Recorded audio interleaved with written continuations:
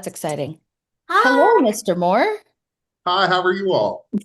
How Good. are How you? are you? I'm doing pretty good. Thank y'all for having me. We Yeah. are so freaking excited to have you on. All three of us, I think, are, and here's the thing, we're not journalists. So I can say this. We're excited to talk to you. Very excited. I personally, I'm speaking for myself right now. And by the way, Rebecca is not HiRoanoke. I know that that is going around over and over and over, but you will, there are two voices here, or three voices here.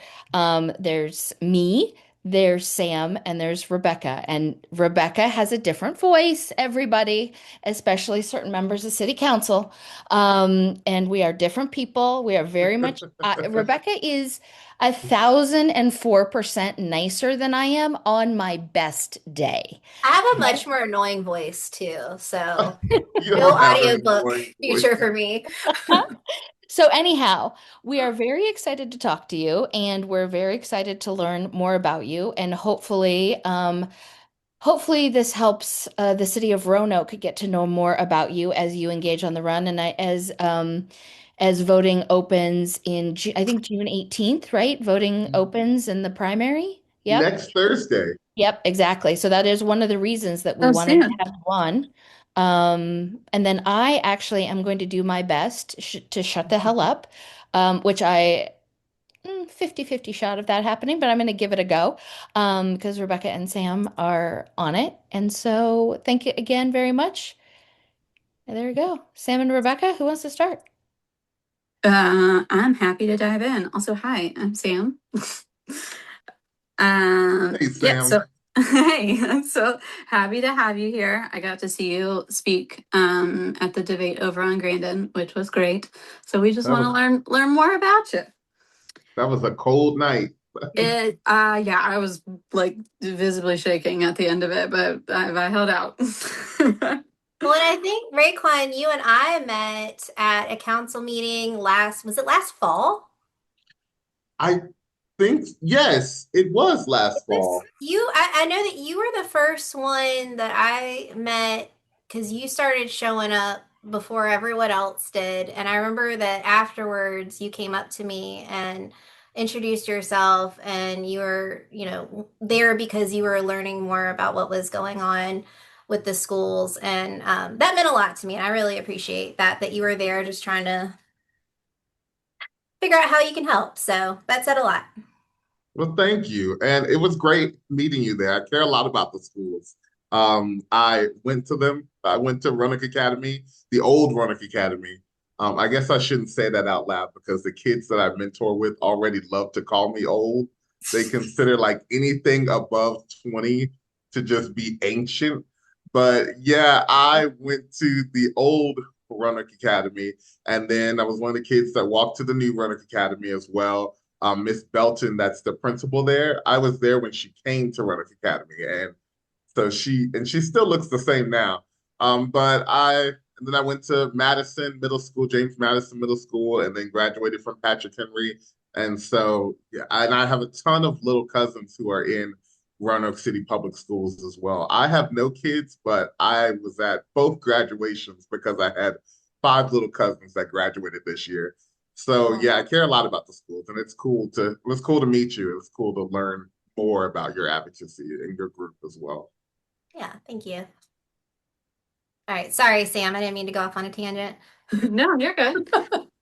Well, you're leading into the first question. So, yeah, we know you grew up here, and so elaborate for us on what Roanoke was like for you as a kid, and when did you first start paying attention to how the city worked? So Roanoke for me as a kid, I grew up on Mercer Avenue and then Hanover for most of my life. Roanoke was cool for me as a kid. It was I see. I was a free lunch kid, so I was on free lunch on every type of class voucher you could think of. I was one of those kids that received scholarships for field trips and things like that, and helped fundraise my own way for field trips. On top of my mom and grandmother selling dinners and things like that to help pay for myself and my siblings' field trips. So that's my background, and that's really who I am. I first started paying attention to our city politics because when I was in middle school, and I think leading into high school was when they started changing things like the bell times, and I was also that was also during the time when they started closing down schools. I had cousins who went to William Ruffner Middle School, and I remember when that was closed, and it was closed under the guise of the school isn't operational anymore, it's not safe anymore, and then it was turned into administration offices. And then about 10 years later, if that, I ended up working at William Ruffner Middle Schools when I worked elections. And so I worked there for about 5 to 6 years, I believe, as an assistant chief and then chief of elections. But at a young age, I started really paying attention to politics because I saw our schools getting shut down. I saw McCadden Park empty after they tore down the old Roanoke Academy, and it's still empty 20 years later. And so that type of experience, below the poverty line level experience, causes you to really pay attention to politics at an early age because it affects you at an early age. Yep. I totally get that. Yeah, So absolutely. We you can all know what agree it there. feels like to have to rely on the systems in place that public education provides for these kids, and I also know that too. So, Absolutely. um, you went from financial services to mental health administration. That's not an obvious path. What made you make that switch? So it's not an obvious path. I actually did not know that I was going to make that switch. I worked in banking for 7.5 years. I started off in the customer service department, so I was on the phones, and then I became a team lead in that department when they combined with online banking. And then I worked in the enterprise complaints management department, our executive office, focusing on like customer complaints, potential unauthorized account openings, inaccurate credit reporting, and things like that, unauthorized transactions. And then I became a manager in the fraud department in two different fraud departments. First was online fraud detection, and then I became a manager in the ATM debit card claims department. What caused all of that to kind of abruptly come to a halt is that I got laid off at the end of April of last year. There have Oh, been a lot of layoffs and in the banking industry that I was in. It's particularly at that operations center that I was in. So I felt like it was coming, but I just didn't know when. And then one day, seven of us managers from Roanoke, Charlotte, and Tempe, Arizona were all displaced, as they would call it. We were mhm. all laid off. And so my twin sister actually has worked in mental health for 9 years now. She's a therapist, and so she would probably tell you that she is like the better looking, better dressed, smarter twin, and she is, but I won't tell her to her face. But yeah, so It'll she stay told me, between us. yes, yes. She's a trash talker like me, but she's worked in mental health for 9 years, and she was like, "Hey, my company is having a career day, or a on-site uh, job hiring day," and she invited me. She was like, "You should look into it." And so I did. I just printed off my resume, put on a suit, and just headed there. And I interviewed for a few jobs, and I ended up landing on the administrative side, so dealing with classroom facilitation, teaching folks how to use our electronic health record system, looking into streamlining policies and procedures for our new system as we implement that, and just serving as a resource for people to contact daily. That's awesome. Well, Thank you. we share some of the same work experience from the banking world. So I relate to the struggles of those unforeseen changes that they throw on you. Experience them myself. But you Um, know, a lot of people are experiencing them.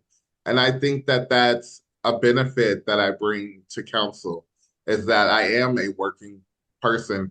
I know that some people might view that as, okay, well, that's not really the best experience. But when I look at bringing businesses to Roanoke and when I look at bringing jobs to Roanoke, one thing that I'm looking at is what type of benefits are they offering? How much are they paying employees? What type of schedules are they paying people? Are they giving to their employees? And so that experience is really important to me. And when I talk about utilizing things like Virginia Western and some of our local colleges and the higher education center, I'm someone who's just looked into the higher education center a few weeks ago and went there to meet someone from Virginia State University about possibly going back into college and into their programs. And so these are things that are not so distant to me. I'm very connected to them. Yeah, I think a lot of the times it can get looked over into how many jobs can something create and not focus on what's the job stability of those jobs, though. Yeah, the quality. Yeah, absolutely. Yeah, all right. So looking back a little bit, you had applied for the council vacancy back in 2022 when Robert Jeffrey's seat opened up and made it to the final six. But then unfortunately didn't get it. So what can you tell us about what you took away from that experience and why you are coming back to run again? Yeah, so full disclosure, the reason I made it to the final six and I was going to be the sixth interview, I actually was not allowed to interview because of my company that I was working for at the time. They told me Mm. they told me it happened so quickly. They told me that, if I was to interview that I would be in review for termination and that if I would have gotten it, I would have had to definitely have chose. And so when I got laid off, I was like, okay, this might be a sign that, I could possibly run again and do something that I'm actually passionate about. I love banking, loved my coworkers, loved all the opportunities it gave me, but I'm not particularly passionate about banking for a large corporate bank. There's no passion there, but I am very passionate about serving my community. Yeah. I do. I think everything happens for a reason. So that's a good outlook. You've named restoring our CPS funding as your top priority. The city cut the 40% formula. If you're on council, what does restoring actually look like? Do you push to go back to the 40%, or is there a different route that you would take with that? Yeah, and I'm glad you asked that question. I think the city's finances right now are so chaotic as they're trying to dig themselves out of debt, as they're looking to pay for, or even not even in debt, but just trying to make sure that they're paying off all of these um, bills that have just come due and delayed maintenance. I think the city's finances right now are too chaotic for me to commit to a 40%.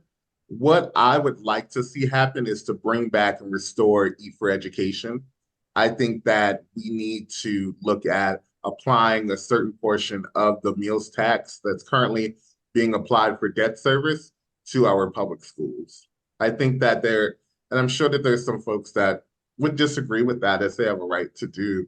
But I think most people, if you ask them about taxes in general, it's not that they so much have a problem with paying them. They just want to make sure that they're going to something worthwhile. And I think our kids are worthwhile. I think making sure that they have free lunch, making sure that they have teachers in the classroom, making sure that they have activity buses is worthwhile. And it's something that we as a city can get on board with supporting. Yeah, 1000% agree. Wasn't the meals tax originally supposed to be just for the schools too, if I'm not mistaken? It it very well could have been. I can't say for certain on that right now. Um, but it's definitely something that I want to get back to. Yeah. I may be wrong about this, but I feel like it was, and Sam, maybe you know, but I think it was supposed to be just for the schools, and it was a more recent thing to use part of it for the debt services with the 1% that they added last year. Hmm. You are correct. I don't have exact dates off the top of my head, but when it was implemented, that's what it was. Originally for, yeah. Yeah, broadcast is not the word I'm looking for. Thank you.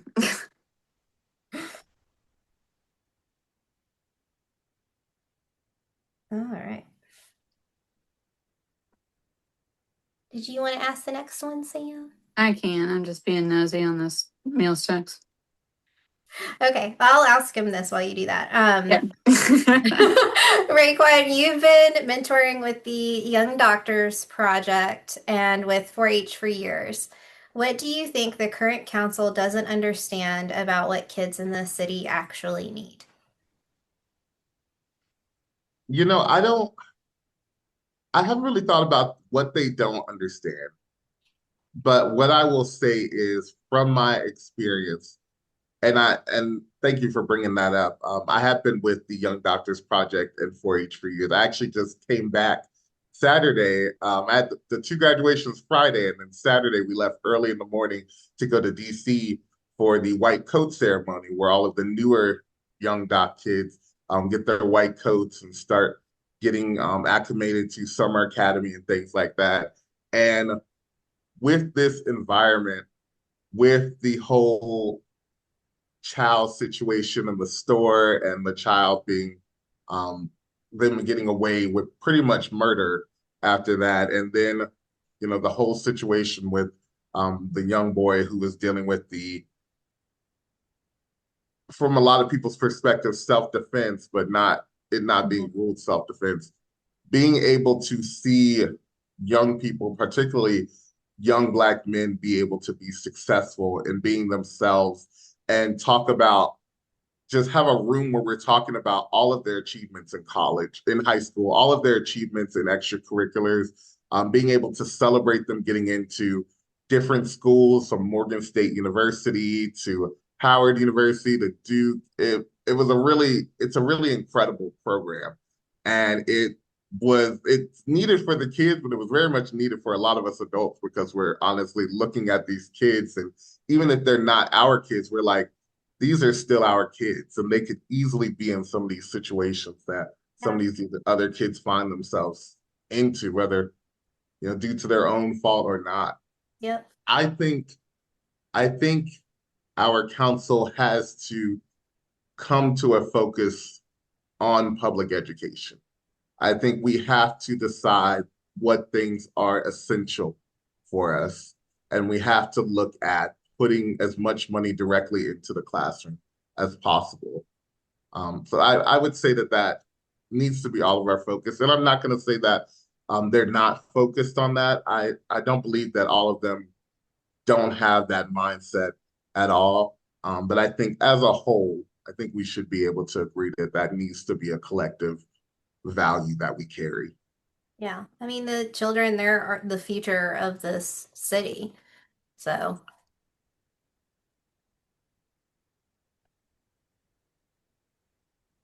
Okay, I'm gonna stop looking because nothing's giving me what I want.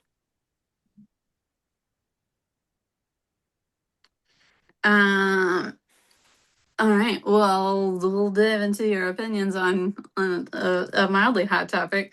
Um, so Mayor Cobb and City Council recently appointed Donna Littlepage and Derek Hackness to the school board. Do you think that those were the right choices to make for the open seats? And if not, what would you have done differently? I was at the school board meeting or the city council meeting when they decided on the school board. Or at least it was when they had the public opinion.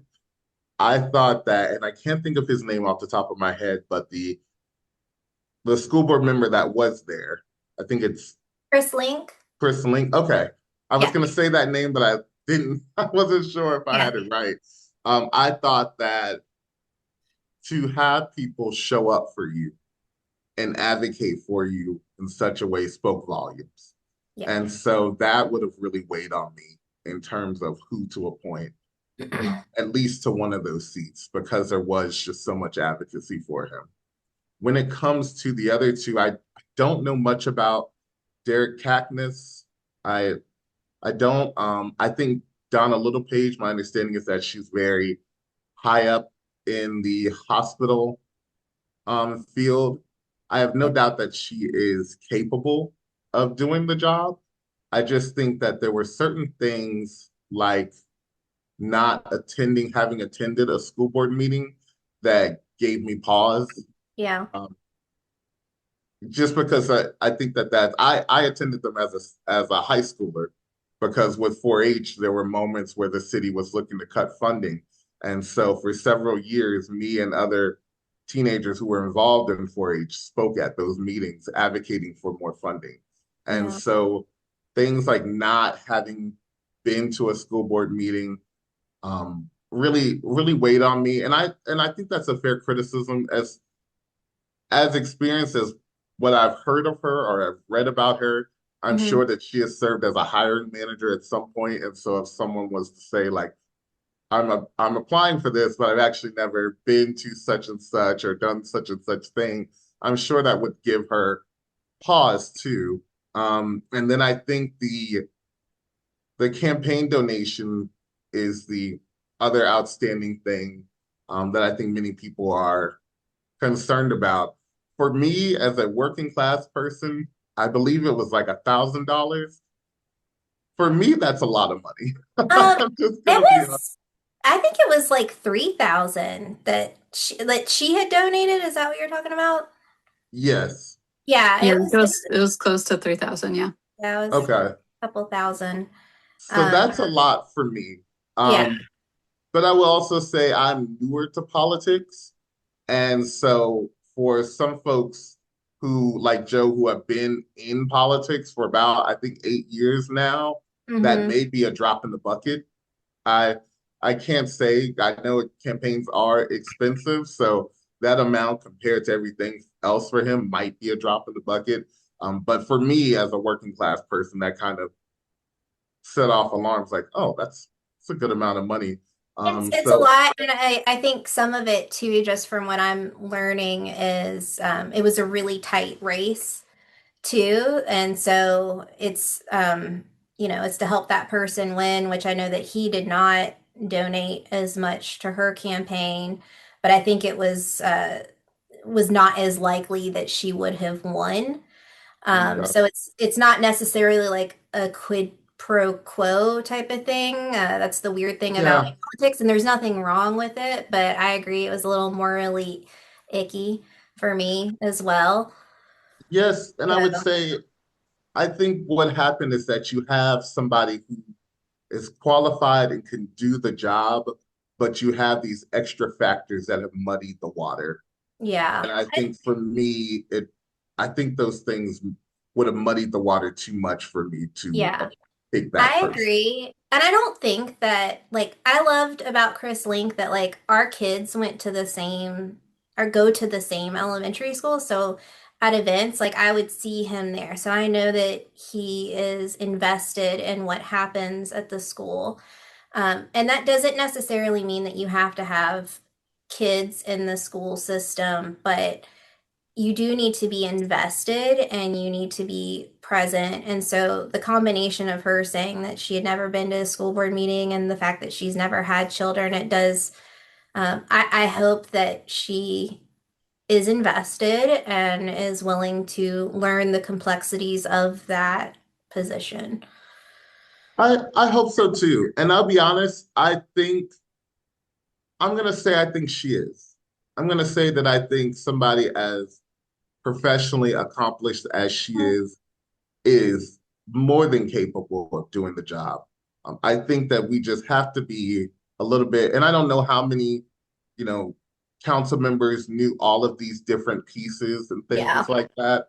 Um, but I think that those are things that we can focus in on moving forward. And I think maybe it would have been a situation where it's like, okay, maybe not now, maybe 2 years or 4 years from now, once you've done certain things and been more involved.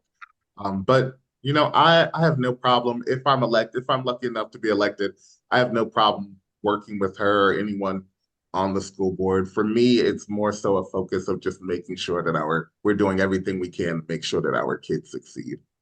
Yeah, I think I'm on the same page with you. I don't think we've mentioned in this video, but I'm on the Roanoke City Council of PTAs, and so of course we work and communicate with the school board as well. So I'm going to go into it with some optimism. I have not met her, so I'm just going to be optimistic about it and see how it goes. So, um, let's see. We'll ask one more education question. Our CPS is excellent by most metrics, graduation rates, test scores, student outcomes. How do you explain to Roanoke residents why a school system that's performing well is still getting its funding cut? I you don't. I think Hard-hitting questions. it is a hard-hitting question. I think that for me, I separate this out into two categories, honestly. I think I look at the newer council members as folks who simply just walked into a situation and are trying to keep their heads above water. And Yeah. then for the rest, I'm, as somebody who's been involved in this community, my understanding, as everyone has said, is that the issues were live with our former city manager. And there were calls to have him looked into. There were calls to remove him, whether it be for a perceived favoritism when it came to nonprofit funding, or whether it was due to different allegations that had happened under his watch, allegedly, that the city was having to now deal with. And so I think had we had a council that looked into those things sooner, we probably would have been able to find these issues sooner and help mitigate these problems and not have all of this coming at us at once and not have our city in the situation that it's in. Agreed. Yeah. Because that was going on for, wasn't he was there for years and this was going on. So, Over a decade, I believe. yeah. I know that they don't know everything about how to run a city when you first take that position, but you have to ask the questions and learn. And I don't know. I don't think it's necessarily fair to put it all on the city manager when you were also in office for the majority of that time. So I don't know. Just my 2 cents, though. I'm gonna keep going on that track if that's all right. So we know obviously that the city has struggled with basic financial controls and management, with multiple audits being flagged or just incomplete. We still don't have last year's audit complete, despite our council members being on the audit committee. The Oracle Fusion system failure, the meals tax increase, the P card spending misuse, and just kind of general no system accountability happening there. But we know that you have said you think the city is on track to improve financially. So can you tell us about what makes you optimistic in that regard? So, what makes me optimistic? I think we have a council now. Um, I think we have newer council members and a new city manager that are trying their best to ground this city and really make the improvements that need to be made. And I think that even if there's like some missteps and not every single thing is done the way that we would want it to be done, I do think that they are working with a goal of actually fixing this. I don't think that there is a focus so much on, okay, this person's been getting their way on everything. Let's continue to do it this way. Or, this is what this one person wants. Let's continue to give them every single thing they want. I think that there has been enough pushback to where there's more of a community focus and a more of a holistic focus on fixing the issues. And I think a good example of that has been, Evan Springs, for example. There was a large push to just completely large scale commercialize that area. And with our new council members pushing back on that and saying the community is not, this isn't the direction that the community wants. I think that, and the success with that, I think that shows that we're moving in the right direction. I think with schools, even though there's been this immediate setback, I think that there is, thanks to the community response on it, I think that there is a focus now of, okay, we have to figure this out. We have to figure out a way to make this right, either immediately or turning this around as quickly as possible. I think the new perspective and the more community involvement gives me hope on this. Yeah.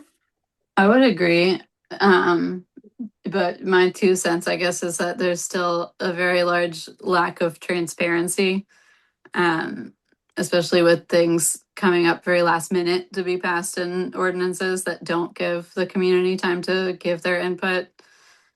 You have any thoughts on that? Is there a specific one that you can think of? Um, I mean the zoning one popped up pretty quick. That did come up, like with 2 weeks ahead of time, so that made some noise. Obviously, the Raven was a really recent one that showed up. Someone correct me if I'm wrong. Maybe it showed up on like Friday for the Monday meeting or Thursday for the Monday Yeah, meeting I think with that's correct. with no time for any sort of public input before they decided to just go forth and vote on that. Which they haven't done the vote on the zoning yet. I think that's coming up in like a week or two, I if I'm not believe so. mistaken. Yeah. That was a whole different mess. Oh, I know. Yeah, I think, and I was there for the last council meeting, and then I was also there for the one with the flock cameras and the concern about that. I think in talking to one of the council members afterwards, they were like, the process ends up being very similar for them at determining the agenda, but so much stuff is kind of like buried on the website. And so unless you're like digging through all this stuff, it's kind of hard to find some things. And I asked them, I was like, do they publish the agenda on Facebook, like as soon as it's ready, or on the social media websites? And they said, no, I don't think they do. And so I think that's something that can help with transparency is, and with whether it's the Roanoke City social media as well as council members posting as soon as it's ready, like this is the next council agenda meeting. This is what the agenda is right as soon as it's ready to help give people as much time as possible to look into these issues, to know about it, to come for public comment. I think it's, I think, I think it, I think there has to be a lot, much more transparency because I felt the same frustration when initially it came down to Evan Springs a few years ago, where it felt like, okay, this just recently got put up there. Nobody knew, like nobody tried to tell us. And so I think that it comes to council members to say, okay, these are some new ways we can communicate what's happening in this city and what we're looking into to people. I thought that the city did a really good job with the council member initiatives and having those public meetings, even though it snowed and it kind of snowed out some of them, but rescheduling them and having them at different public libraries across the city, I think helped out a lot and helped people know exactly what's going on with the city and what initiatives were going to be looked into this year. And so I think more of that is needed. Agreed. Yes. So staying on with social media, we know that Mayor Cobb has blocked many a constituent from his social media page. Do you think that that's an appropriate action for our elected officials to take? Or do you have a standard on how council members should engage with residents that want to interact with them? Is it on his is it on his like personal social media or his like Mayor Cobb social media? As far as I know, those are one and the same, Oh, really? for Facebook at least. Okay. Yeah, he's Well, got one Facebook and then he had, well, I think he just has one Instagram now. too, but I may not know if he had others. So Well, I don't think I Some of don't us made think the blacklist. he doesn't think I'm funny. I think I'm very funny, but whatever. I just got unfriended. I haven't been blocked yet, but I can't refriend. I can only follow. And all I did was for him to ask what sounded like an inside joke. I just asked for a crumb of context, which was apparently unfriend worthy. So I don't He know. does not think we're funny, Sam. Oh gosh. It was squiggly worms and sea pickles, and I was just like, "What? I would love a crumb of context." And then unfriended. Okay, I don't know. But Oh, anyways, well, I I'm gonna don't I keep my don't mouth know shut. anything. I don't know anything about that. I think it's illegal if it's like your actual public office social media to block constituents. yeah, I don't So, think you're wrong.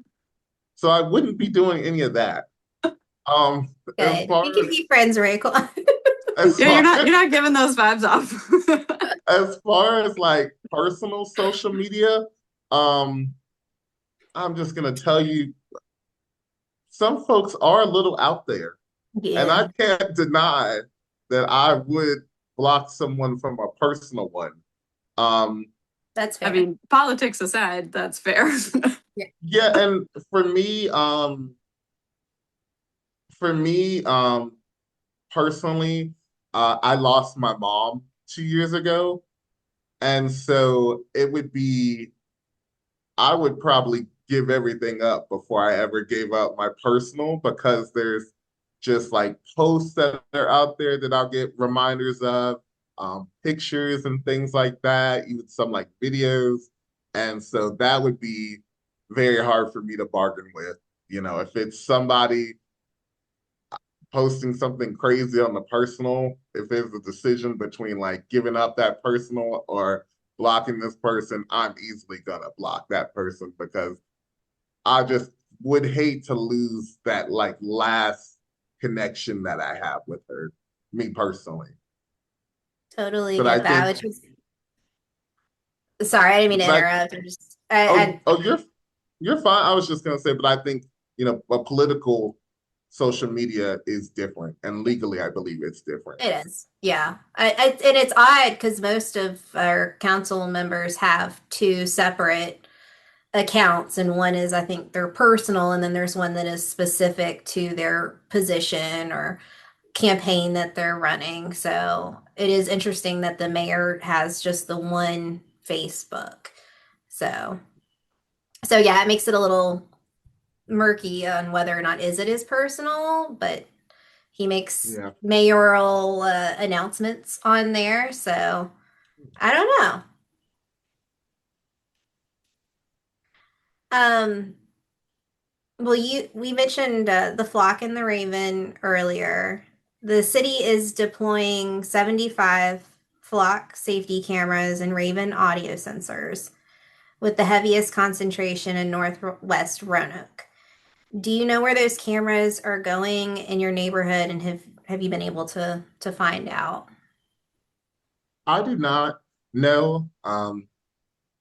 To be honest, I am not against cameras in certain public areas. If you're talking about a park, if you're talking about traffic safety and something like on a traffic light to catch people who are running through red lights. Sorry to everyone out there who likes to run through red lights, but I am not against that.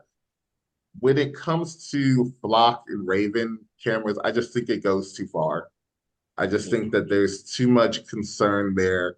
From a civil liberties standpoint, I think there's too much concern there in terms of what those companies are invested in, who those companies are invested in. I just think there's too many things to be concerned about to deploy all of that. And I don't think that our police department is trying to do that so that they can like invade anyone's privacy or anything. Right. I think they're deeply concerned about this city. And I think that they're wanting to be able, because police officers do react to crime that's already happened most of the time. So I think that they're trying to come up with ways to react quicker.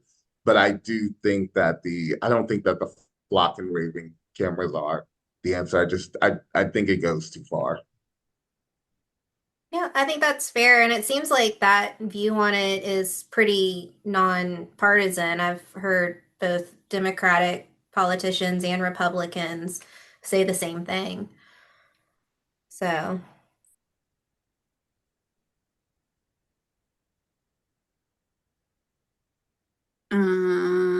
Agreed. Okay, so right, so going to the traffic cams, the flock cameras with the passive reading of license plates. They do store every car and the descriptions, the trips into a database. And there are websites where you can look up what our police officers are using to search that database, which is not always necessarily its intended use. But does the fact that that is stored in a database concern you? And what kind of oversight do you think should exist for access to that? It does concern me. I think that there needs to be a lot of oversight. I think there needs to be in the private sector, they will tell you everything you do on a computer can be tracked. Every single time you log into a system, every everything that you do can be tracked. So I think that there does need to be an oversight committee that's looking into these things to making sure that there's not an abuse of things happening. You don't want you not to make it seem like our police officers aren't above in character, but you don't want some folks using those systems for private reasons. You don't right. want them looking into any like interpersonal issues they may have with someone or anything like that. And I'm sure our chief would agree with that, that that's not something that they want happening either. So I think that there is should be and is more than likely an agreement there that if this is going to be something happening, that certain things cannot be allowed. You would think so, and I don't want to say anything that's not true because I don't know. I just know from the research that I've done. I mean, you can see when officers are searching when they're on shift or when they're off shift, or how many times they have searched the same thing. And sometimes the hundreds or thousands of times that the same descriptive words are searched for something is really concerning. And I don't know if we have anyone that's actually reviewing that. But hopefully they will. Yeah, Yes. absolutely. I mean, I remember when I worked in banking, there was a team that was even looking over if you accessed a like high profile client's account, like Mm. an account over a certain amount of dollars or a client that was well known, there was a team that was looking at why are you looking at such and such's account? Like, did you have a reason? Did you actually have a phone call with them? Did you actually receive a case or a claim? Like, is there a reason for you to be in this person's account? And so I feel like when it comes to the flock cameras, that's something that should be very easily um, something that's very easy to look into. Yeah, the data is definitely there. You can see when a case number was entered in a search and when it wasn't. Yeah, I don't know. Well, I know, like with the staffing issues, would they be able to support that type of oversight if they implement these systems? That would be a question that I would have, Yeah, but um, that's a valid question. yeah. Well, and I guess kind of going with oversight and transparency, the casino NDA situation. The city signed a non-disclosure agreement before the public knew who was behind the proposal. You said that the public deserves more information. If you'd been on council when that NDA came up for a vote, would you have voted for it? No. Yeah. And my understanding is that the NDA is with the city. And so I don't see how, and I'm not a lawyer, but I don't see how an elected official can sign something with the city saying that they are not going to release information or that they're going to be legally bound to not release information about the city that they're elected to serve in. I don't I don't see how that holds up. Agreed. And I just don't, I think that, I think that it also muddies the whole process as well if you're looking for community buy-in to something. Um, but when it comes to the NDA specifically, no, I would not have signed that. Yeah.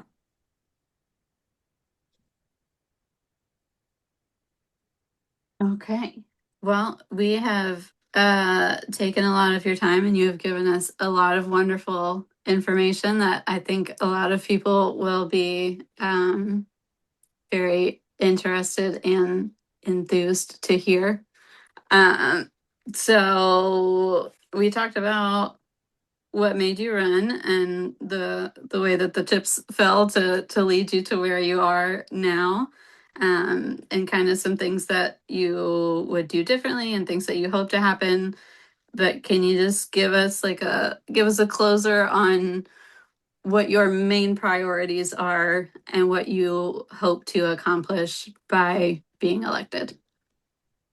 Yes, and thank you all so much for having me. I really appreciate you all. My main priorities are funding our public schools, fixing our public parks, making sure that we are doing everything we can to receive grants that are stable, to raise funds to fix our public parks so that all of our parks are adequate and that every area of this city has something that they can do that is free, that is quality, and also fixing some of our public parks so that even things like as minuscule as the bathrooms are usable for Mhm. our city. Just getting back to that mindset as a society where families deserve certain things and certain things are just basic rights to folks. And I think schools and public parks are a part of that. And also when it comes to public transportation, I think everyone in this city should be able to use public transportation with dignity. I think it's not only about supporting workers and making our transportation more efficient, but it's also about making sure that our bus stops are quality bus stops, that they have a covering when it rains, that there is a bench for people to sit on, regardless of age, regardless of handicap status, that you have a bench there that you can sit on while you wait for the bus, that the bus stops are accessible to where you're not having to catch one that's in a ditch or you're not having to climb a hill if you are, disabled. Different things that hit us every single day where that can make our lives better. Those are my focuses, and I will tell folks that I am heavily involved in this community. Even if I don't win, I really hope to win, but even if I don't win, I will still be involved in this community. So I'm thankful for all the people that I've met, like you all, throughout this process.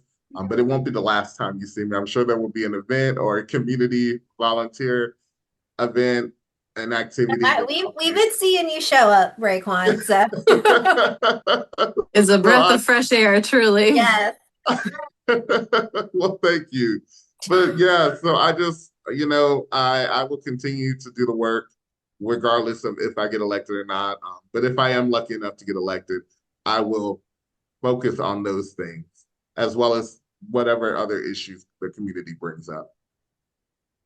So, Raekwon Moore, you have had a fantastic hour with us, and Sam and Rebecca and I have all really appreciated it.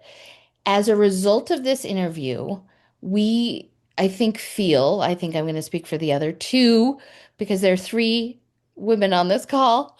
I'm calling it out again. We're different people. How could people, so they watch this interview, they get really excited and want to help you in this process. How do they find you?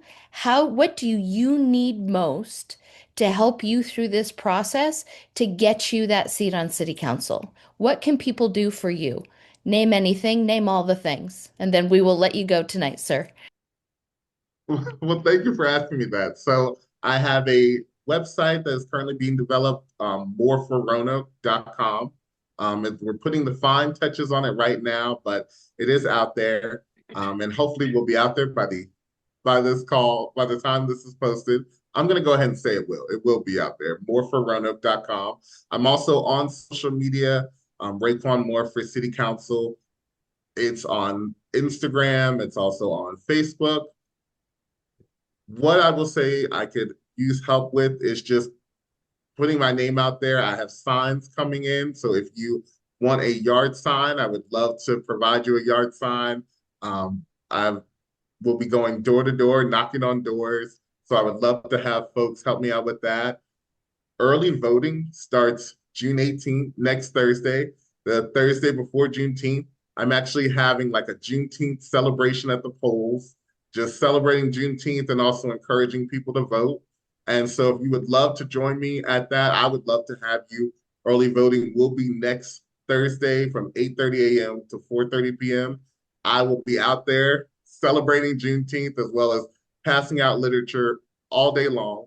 So I would love to have anyone who would want to be out there with me. And if you have any questions, feel free to message me on social media. I will not block you. I have, I have Raekwon Moore for Roanoke City Council again on Instagram and Facebook. So yeah, please feel free to connect with me. Thank you very much. And that is a wrap. I'm going to stop recording right now. We are done.